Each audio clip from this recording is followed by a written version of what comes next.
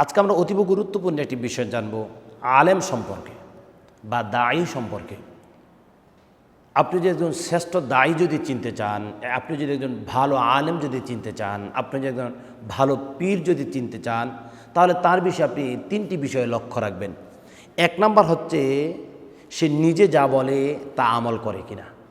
কুরআনুল কারীমের মধ্যে আল্লাহ তাআলা এই কথা বলেছেন, কাবুরা মাকতান ইনদাল্লাহ আন তাকুলু মা লা তাফআলুন।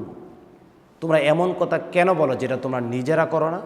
আমাদের সমাজের মধ্যে অনেক পীর রয়েছে, অনেক শায়েখ রয়েছে, বুজুর্গ রয়েছে, যারা মাঠে ময়দানে যেটা বলে নিজেরা সেটা আমল করে না। সে বিষয়ে আপনি লক্ষ্য রাখবেন। যদি সে নিজেকে শ্রেষ্ঠময় আলেম দাবি করে বা পীর যদি দাবি করে, সে নিজে মুখ দিয়ে যা বলে সেটা কাজে পরিণত করে কিনা। যদি মনে করেন যা বলে তা অবশ্যই করে, তাহলে সেই শ্রেষ্ঠ আলেম। দ্বিতীয় নাম্বার হচ্ছে ফরজের বাহিরে সুন্নাহ, নফল, অন্যান্য ইবাদতগুলো সে পরিপূর্ণরূপে করে কিনা, অর্থাৎ রাসূলের সুন্নাহ অনুযায়ী তার জীবন সমাজ সব কিছু পরিচালনা করে কিনা। যদি দেখেন আলহামদুলিল্লাহ ফরজ পরিপূর্ণ আদায় করে, তারপর সুন্নাহ এবং নফল ইবাদত বন্দিগুলো সে সব সময় আমলের মধ্যে থাকে, তাহলে মনে করবেন সে একজন শ্রেষ্ঠ আলেম, শ্রেষ্ঠ দায়ী। তৃতীয় নাম্বার ভালো আলেম পীর শায়েখ চিনার তৃতীয় নাম্বার উপর হচ্ছে সে দুনিয়ার মোহে পড়ে থাকবে না, অর্থাৎ দুনিয়ালোভী কোনো আলেম হবে না, দুনিয়ামুখী সে হবে না।